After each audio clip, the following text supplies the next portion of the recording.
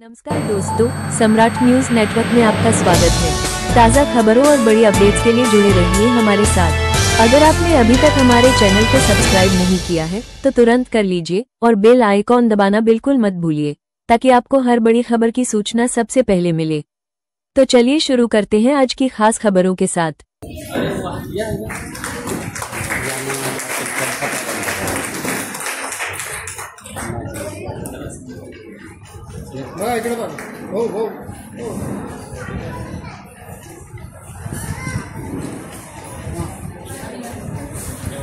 आदरणीय शरदचंद्रजी पवार साहेबांचा, आदरणीय जयंत पाटील साहेबांचा, आदरणीय हम तुम्हारे साथ हैं, पंडित साहब तुम आगे बढ़ो, हम तुम्हारे साथ हैं।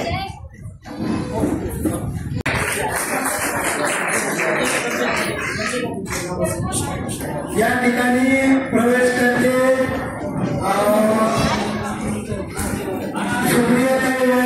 वर्षा हिंगे, माधुरी पवार, सविता गायकवाड, सुरेखा गायकवाड, रिजवान भैयास, अर्चनाताई गव्हाणे, अनिताताई हिंगो, कविताताई खडाले, मनीषाताई मस्के, संतोषजी मस्के, सुप्रिया वायगरे, या सर्व महिला आघाडीचं या ठिकाणी प्रवेश होत आहे।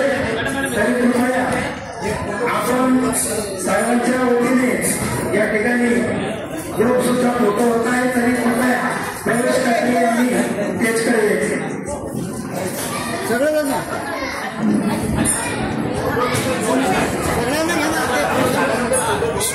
हो प्रसाद आहे हो दादा मिलिंद भाऊ हात येऊ लागला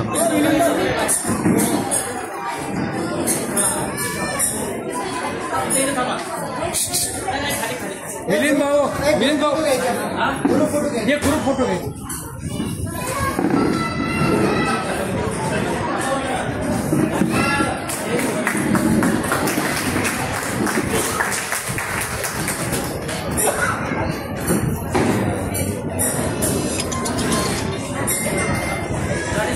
हॅलो आले का? या ना हो मॅडम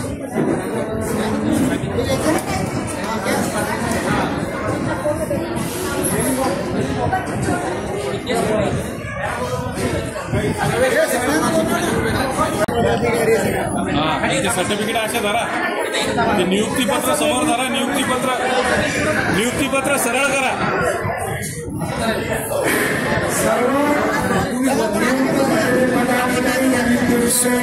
महिला खाते बरेच वाले पुढे या। हा तुम्ही या।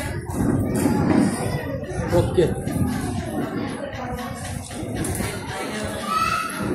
अनुराधाताई तुम्ही समोर या, इथं या ना, हा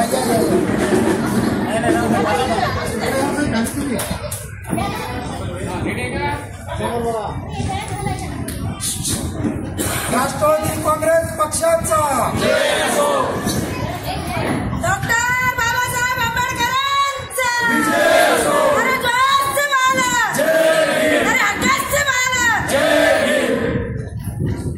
छत्रपती शिवाजी महाराजांचा, लोकशाही रणजित साठेंचा पक्षाची घोषणा झाला। छत्रपती संभाजीनगर शहर आणि जिल्हा सामाजिक न्याय विभाग राष्ट्रवादी काँग्रेस शरदचंद्रजी पवार पक्षाच्या वतीने आज आपल्या या शहरामध्ये सामाजिक न्याय विभाग जे पदाधिकारी आहेत या पदाधिकाऱ्यांनी गेल्या अनेक दिवसापासून पक्षप्रवेश सोहळ्याची तयारी चालू आहे आणि आज आपल्या सर्वांच्या उपस्थितीमध्ये आगामी महानगरपालिका, जिल्हा परिषद, पंचायत समिती या निवडणुकींच्या पूर्वतयारीसाठी आणि पक्षाच्या वतीनं अनेक बैठकांचं आयोजन या ठिकाणी केलेलं आहे। त्यातलाच आज या ठिकाणी पक्षप्रवेश मोठ्या प्रमाणावरती अनेक समाज घटकांनी आपल्या सर्वांच्या उपस्थितीमध्ये पक्षामध्ये प्रवेश केलेला आहे। काही पदाधिकाऱ्यांना आम्ही नियुक्तीपत्र वाटप केलेलं आहे आणि हेच पदाधिकारी आगामी काळामध्ये ज्या होणाऱ्या निवडणुका आहेत त्या निवडणुकीमध्ये पक्षाची भक्कम बाजू लोकांपर्यंत पोहोचवण्यासाठी, लोकांशी संवाद साधण्यासाठी, पक्षाची विचारधारा पक्षाची पोहोचण्यासाठी आगामी काळामध्ये काम करणार आहे। आज जे प्रवेश झाले ही आगामी स्थानिक स्वराज्य संस्थेची नांदी समजायची. नाही, पक्षप्रवेश आणि नियुक्तीपत्र, पदाधिकारी नियुक्ती वाटप ही पक्षाच्या संघटनात्मक बाबीची एक प्रक्रिया आहे. ही निरंतर चालणारी प्रक्रिया आहे. आणि राष्ट्रवादी काँग्रेस पक्ष, शरदचंद्रजी पवार पक्षाची विचारधारा ही आदरणीय पवारसाहेबांनी गेल्या 40-50 वर्षांमध्ये जी जोपासलेली आहे ती आपल्या सर्वांच्या पुढे आहे. आगामी काळामध्ये 59 जाती ज्या SC कॅटेगरीमध्ये आहेत, हा सामाजिक न्यायामध्ये जे काम करणारे पदाधिकारी हे सगळे जात समूहाचे घटक आहेत. हे घटक अत्यंत सामाजिक प्रतिष्ठा नाही त्यांना. या विभागामध्ये, या घटकामध्ये अनेक असे नागरिक आहेत की त्यांना प्रतिष्ठा नाही, सामाजिक परिवर्तन अजून घडलेले नाही. राष्ट्रवादी काँग्रेस पक्षाच्या वतीने या पदाधिकाऱ्याच्या माध्यमातून की ज्याला प्रतिष्ठा नाही आणि त्या प्रतिष्ठा नसणाऱ्यांना त्यांच्या आम्ही घरी जाणार आहोत, त्यांच्या समस्या आम्ही ऐकणार आहोत, त्यांच्या अडीअडचणीचा आम्ही त्यांचा आढावा घेणार आहोत या पदाधिकाऱ्याच्या माध्यमातून. आणि सामाजिक परिवर्तन झाल्याशिवाय ही जी मनोवादी प्रवृत्तीवर डोकं काढायला गेले, तिथं विचारधारेची लढाई आहे. आणि सामाजिक न्याय विभाग आगामी काळामध्ये रेशीम बागवाडा विरुद्ध फुलेवाडा ही अशी लढाई होणार आहे. मराठवाड्यामध्ये शरदचंद्र पवार गटाचं अस्तित्व फार काही आशादायक नाही, याकडे आपण कसं बघतो? नाही, तुमच्या माहितीसाठी मी सांगतो, विधानसभेला जरी आमचा पराभव झालेला असेल तरी लोकसभेला जे निकाल आलेले आहेत ते तुम्ही पाहिलेले आहेत. आणि मीडियाच्या माध्यमातून देशाचे नेते, विरोधी पक्षी नेते आदरणीय राहुल गांधी साहेब असतील, त्यांनी ज्या पद्धतीने हे सरकार कशा पद्धतीनं सत्तेवर आलेलं आहे, ईव्हीएमच्या माध्यमातून सत्तेवर आलं, मताची चोरी केलेली आहेत, हे सगळं जग जाहीर आहे. आणि ज्या वेळेस विरोधी पक्षी नेते किंवा विरोधी पक्ष निवडणूक आयोगाला विचारतो की आम्हाला त्याचे पुरावे द्या, आम्ही तुम्हाला पुरावे देतो, त्या पुराव्याची तुम्ही तपासणी करा, ही निवडणूक आयोगाकडून त्याची तपासणी केली जात नाही. एवढे पुरावे सादर करून जर तुम्ही का देऊ शकत नाही? लोकशाही आहे ना. आज या ठिकाणी अघोषित अशी आणीबाणी आहे, फक्त म्हणायला लोकशाही आहे आणि लोकशाहीच्या नावाखाली इथे हुकुमशाही झाली. आपण सामाजिक न्याय विभागाचं काम बघतो, पण महाराष्ट्रात जर बघितलं दोन्ही विधान परिषद असेल किंवा विधानसभा असो, दोन्हीकडे विरोधी पक्ष नेतापद नाही. याकडे आपण कसं बघतो? हे संविधानाला धरून आहे का? नाही, तुम्ही आत्तापर्यंत महाराष्ट्र विधानसभेचा आणि विधान परिषदेचा जरी इतिहास आपण पाहिला सगळा, लोकसंख्या महत्वाची नाही. तर याच्या अगोदर असं पण घडलेलं आहे ना, कमी लोकसंख्या जरी असली तरी 70 जी लोक आहेत ते आज लोकसभेमध्ये 400 जागा काँग्रेस पक्षाने निवडल्या. लोकसभेमध्ये त्यांनी विरोधी पक्ष नेमल्याच नाही ना, परवानगी दिलेलीच होती ना. विधानसभेमध्ये, विधान परिषदेमध्ये आज आमच्या जागा कमी आहेत आमदारांच्या, पण विरोधी पक्षाला सुद्धा मान सन्मानाने वागवलं पाहिजे. घरे आकडे कमी असतील. आज या सरकारने काय केलं? हे संविधानिक सरकार नाही. तुम्ही काल बघितलं असेल मनोज जरांगे पाटील साहेबांचं जे हे आहे आंदोलन, न्यायालयाच्या माध्यमातून ते संपवण्याचा त्यांनी प्रयत्न केला. सरकार हे हातबोल झालेलं सरकार होतं ना, सरकार घाबरलं त्यांना. मग घाबरलेलं सरकार न्यायालयाचा आधार घेत होतं, न्यायालयाच्या आडून त्यांच्यावर अडवणुकीचे मुद्दे चाललेले होते. म्हणजे आम्ही तर मागणी केलेली होती की तर विरोधी पक्ष नेता नेमा म्हणून 2 विधानसभा 2 अधिवेशनं पार पडली, तर त्या दोन्ही अधिवेशनामध्ये विरोधी पक्ष नेता मागणी करून सुद्धा त्यांनी नेमलेला आहे. म्हणजे संविधानाप्रमाणे आणि विरोधकांना संविधानानुसार वागवण्याची किंवा त्यांना मान सन्मान देण्याची या सरकारची हे दिसत नाही त्यांच्यामध्ये. म्हणजे येणाऱ्या स्थानिक संस्थेमध्ये आपण स्वबळाची चाचपणी करणार का या आघाडी युतीमध्ये भांडणार? नाही, आता या स्थानिक स्वराज्य संस्थेमध्ये आमचे वरिष्ठ निर्णय घेतले की आघाडी करायची नाही.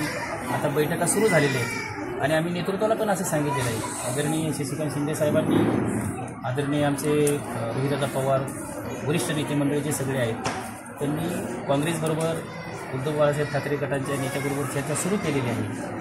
ती चर्चा पुढे चाललेली आहे. पण उद्धव बाळासाहेब ठाकरे गटाने स्वबळाचा नारा प्रबळ करण्याची त्यांची तयारी सुरू झाली. नाही, आमची पण तयारी आहे ना. आता आमची बी स्वबळाचीच तयारी आहे, परंतु नेते मंडळी जे निर्णय घेतील, फायनली निर्णय, त्याच्या स्थानिक स्वराज्य संस्था ही स्थानिक पातळीवर लढल्या जाते, राष्ट्रीय पातळीवर किंवा राज्य पातळीवर नाही. हो, स्थानिक स्वराज्य राज्याच्या आपल्या निवडणुकीमध्ये सामाजिक न्याय विभागाच्या किती पदाधिकाऱ्यांना उमेदवारी मिळणार? सामाजिक न्याय विभागाच्या गेल्या 20-25 वर्षामध्ये आता विधानसभा झाली, लोकसभा झाली, आता ह्या कार्यकर्त्यांच्या निवडणूक, पदाधिकाऱ्यांच्या निवडणूक आणि सामाजिक न्याय विभागामध्ये जेवढ्या राखीव जागा आहेत त्या ठिकाणी सक्षम असे कार्यकर्ते की जे विचारधारेशी डगमगणारे नाही, विचारधारा सोडून जाणारे कार्यकर्ते नाही, अशा कार्यकर्त्यांना आपण किती जागांची मागणी करणार ते सांगा. नाही, प्रत्येक जिल्हा परिषदेमध्ये गट आणि गण वेगळे आहेत. महानगरपालिकेमध्ये आता तुमच्या छत्रपती संभाजीनगरमध्ये 11-12 जागा राखीव आहेत. पुणे महानगरपालिकेमध्ये 17-18 जागा राखीव आहेत. प्रत्येक महानगरपालिकेमध्ये राखीव जागेवरती इथं उमेदवार येणारच आहेत ना. असा महाराष्ट्राचा आकडा तुम्हाला कसा सांगता येईल? सगळ्या प्रत्येक महानगरपालिकेत वेगवेगळ्या जागा आहेत. कार्यकर्त्यांना काय आव्हान करणार?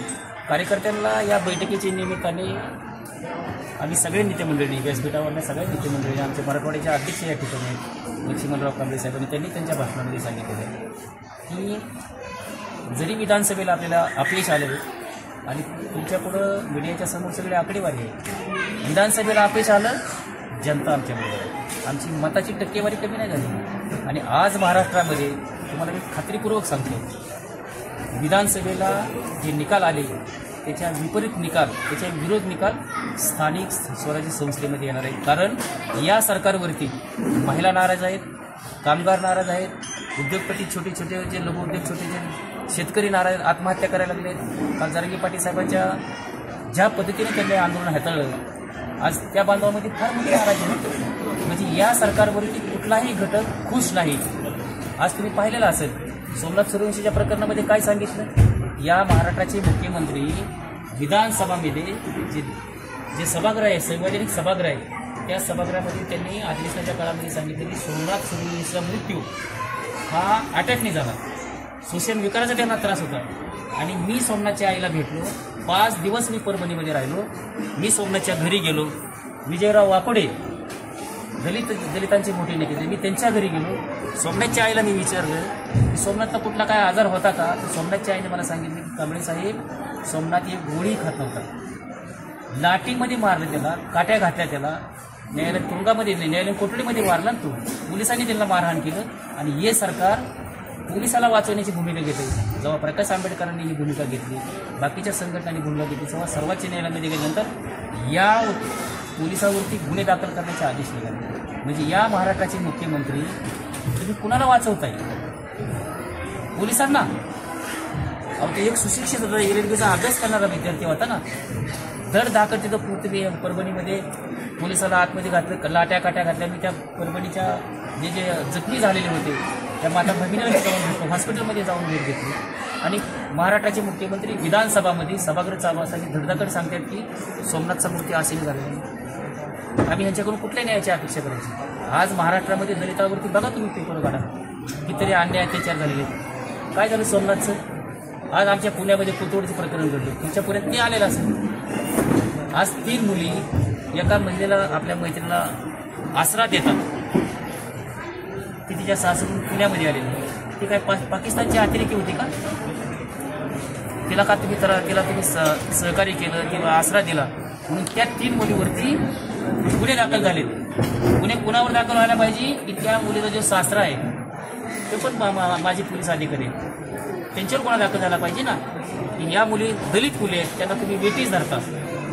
आज आमचे नेते रोहितदादा पवार 3 वाजेपर्यंत बसले होते. प्रकाश आंबेडकरांचे चिरंजीव, त्यांची मिसेस त्या ठिकाणी बसलेले होते 3 वाजेपर्यंत. अहो, तुम्ही खाली फक्त FIR दाखल करा ना. या गृहमंत्र्यांनी आणि पुण्याच्या पोलिसांनी फक्त FIR सुद्धा दाखल केली. काय मागणी असते लोकांची? तुम्ही FIR पहिला दाखल करा ना. तुम्हाला भारतीय संविधान काय सांगते, राज्यघटना काय सांगते? तुम्ही खाली FIR सुद्धा दाखल करू शकत. तुमच्यावर कोणाचा दाब आहे? म्हणजे तुम्ही नेमके हाय कोणाचे?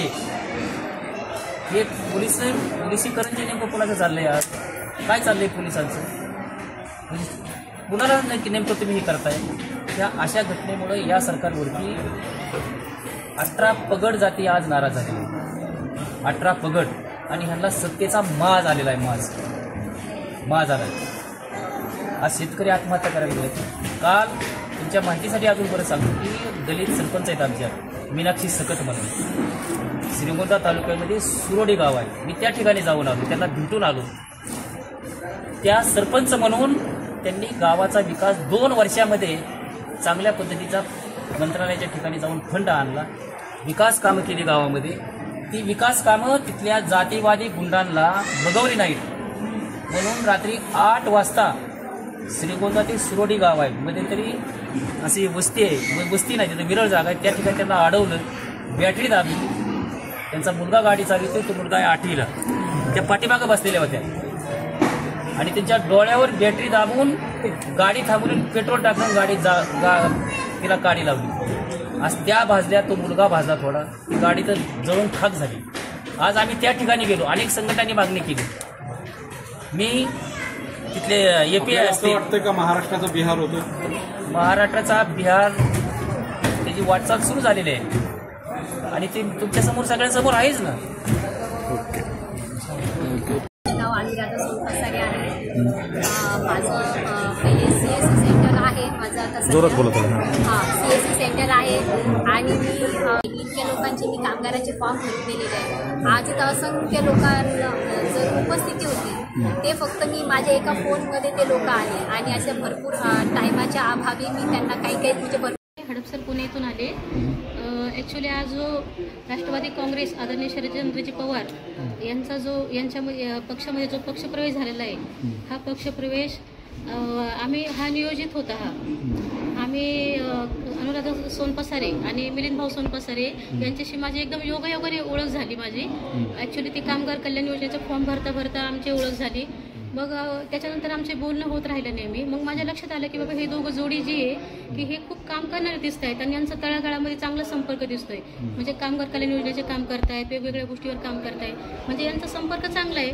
तर माझी अशी इच्छा झाली की बाबा ह्या लोकांना आपण राष्ट्रवादी पक्षात आणलं तर कसं वाटेल. मग मी त्याच्यावर विचार केला आणि त्यांच्याजवळ माझी इच्छा व्यक्त केली की तुम्ही भाऊ आणि ताई तुम्ही काम करताय का. तर ते बोलले की बाबा आम्हाला काही समजत नाही त्या राजकारणामधलं, आम्ही कधी त्या गोष्टी केल्या नाही, आम्हाला काही माहीत नाही ते तिथं काय असतं, आम्हाला त्या पक्षातले नेते सुद्धा माहिती नाही. म्हणलं तुम्ही काळजी करू नका, मी आहे की म्हणलं, मी सांगते तुम्हाला म्हटलं सगळ्या गोष्टी. म्हणलं म्हणे काय करायचं मॅडम आम्हाला. म्हणलं तुम्हाला राष्ट्रवादी काँग्रेसमध्ये मला प्रवेश घ्यायचा म्हटलं. आणि बाकीचं म्हणे कसं करायचं. 15 ऑगस्टला मग आपण त्यांना एक इव्हेंट दिला. मी त्यांना एडग्रस्त अनाथाश्रममध्ये पाठवलं त्यांना. मी तिथं त्यांचा कार्यक्रम घेतला. तिथं मुलांना आपण साहित्य वाटप केलं, खाऊ वाटप केला. त्याच्यानंतर रोड जवळचे जे रोडलगत जे झोपडपट्ट्या असतात तिथे जाऊन त्यांना आपण मुलांना ध्वजारोहण केलं. आपण तिथं जाऊन शालेय साहित्याचे वाटप केलं, खाऊ वाटप केला. असं त्यांच्याकडून वेगवेगळे कार्यक्रम मी त्यांच्याकडनं करून घेतले. आणि श्रावण महिन्यामध्ये आपण भाविकांना आपण त्यांना हे आपलं असतं ना ते उपवासाचं साहित्य वगैरे आपण ते वाटप केलं कृष्णेश्वर मंदिरात जाऊन त्यांना. अशा बऱ्याचशा गोष्टी वेगवेगळ्या गोष्टीवर आपण त्यांच्याकडून काम करून घेतलं. मग त्यांची उमेद वाढत गेली ह्या गोष्टी की ताई तुम्ही आहेत ना सोबत आमच्या, तर आम्ही हे काम करू म्हटले.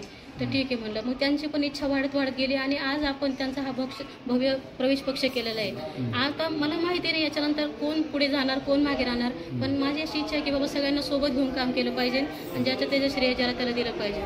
कारण राजकारणाची एक ही असते की बाबा काम करणारे मागे राहून जातात, याच्यामुळं पक्षाचं काम होत नाही पुढे. जे काम करणारे असतात ते मागे पडतात आणि जे पक्षाचे जवळचे टचमध्ये असतात ते पुढे निघून जातात. तसं व्हायला नको. कारण एक दिवस ह्यांच्याकडून कामं करून घ्या, त्यांना पुढे आणा. जे लोक काम करणारे त्यांना मागे टाकू नका. म्हणजे त्यांची पण इच्छा वाढत राहील आणि पक्षाचं काम जोरदार होईल संभाजीनगरमध्ये. धन्यवाद.